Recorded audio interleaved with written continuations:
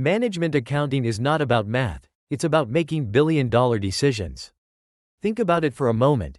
Netflix doesn't just roll a dice and say, let's make the subscription $9.99. Every single price point is backed by analysis, by models, by questions like, will this attract new customers, or will this push people toward cancellation? Imagine you're at Netflix HQ. The finance team is debating, should the monthly subscription be $9.99 or $15.99? That single decision could bring billions in revenue, or wipe out millions in market share if they get it wrong. This is management accounting. It's the backbone of strategic decision-making. And here's the brutal truth. More than 70% of ACCA management accounting students fail because they never connect the exam content with these real-world business decisions. They see formulas, they see numbers, but they don't see Netflix, Starbucks, Tesla, or Amazon behind the questions. And that's why they fail. Students approach management accounting as if it's high school math. Memorize a formula, solve a question, hope for the best. But the exam isn't asking, what's 2? It's asking, if Starbucks changes the price of a latte by 50 cents, what happens to sales, costs, and profit margins? The theory behind the numbers matters just as much as the calculations. Here's a quick case study. Student A spends 3 months doing 500 Kaplan questions back to back. He works hard, barely sleeps, and goes into the exam hall stressed but confident that hard work pays off. Result? Fail. On the other hand, Student B does only 50 past exam-style questions. She spends time on examiner reports, practices computer-based exams, and focuses on applying concepts to business cases. She walks into the exam with a calm plan, and passes on her first attempt. This is the reality. Hard work alone doesn't pass ACCA. Smart, exam-focused planning does. If you're still treating MA like a math subject, you're already digging your own grave. So, what does smart planning look like? Let me introduce you to the extraordinary MA planner.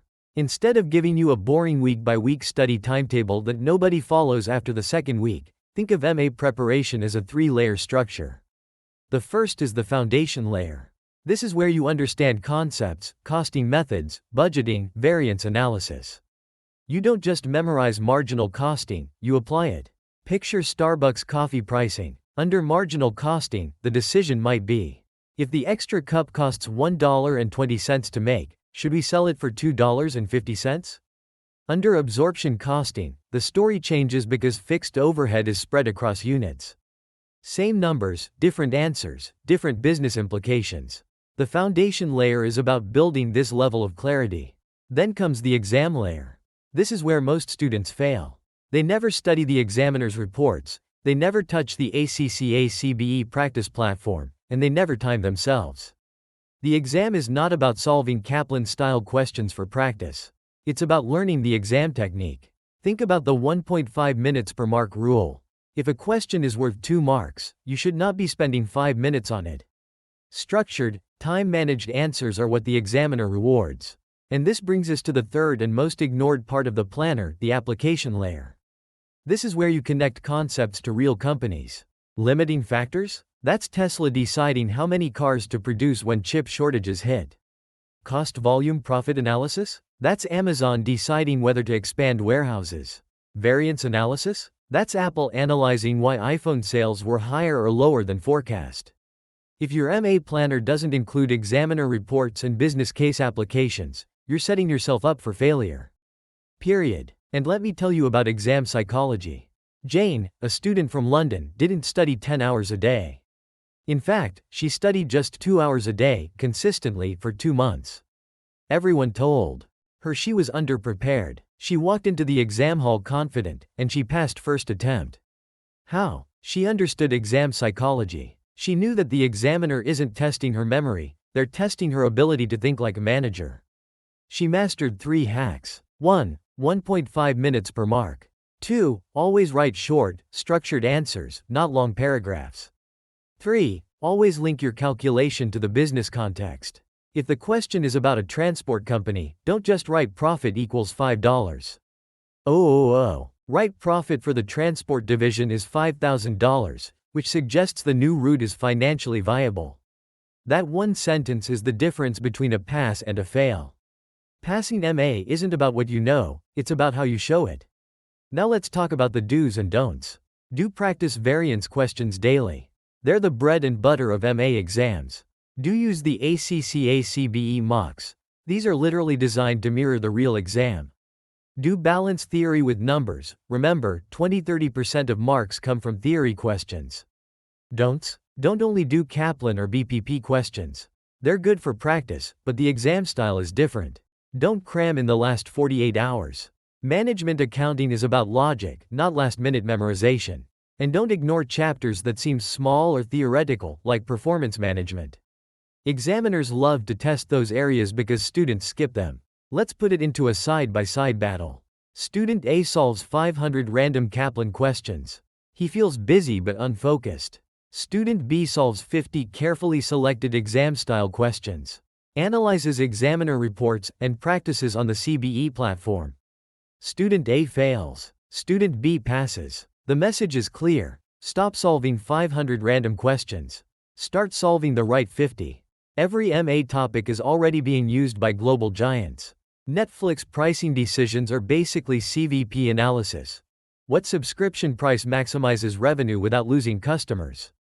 Amazon's warehouse expansion? That's limiting factor analysis. Tesla deciding between marginal and absorption costing? That's not a textbook example, it's real boardroom decision making. Starbucks looking at why last month's budgeted sales don't match actual sales. That's variance analysis. Every question in your exam is a simplified version of what Apple, Tesla, Netflix, and Amazon are already doing every single day. So why do students treat MA like boring math? The truth is, if you reframe it as business strategy, the subject becomes not just easier, but fascinating. Let's revisit the student case studies, because this is where things get real. Ahmed, from Dubai, studied Kaplan cover to cover. He knew every formula but failed, twice.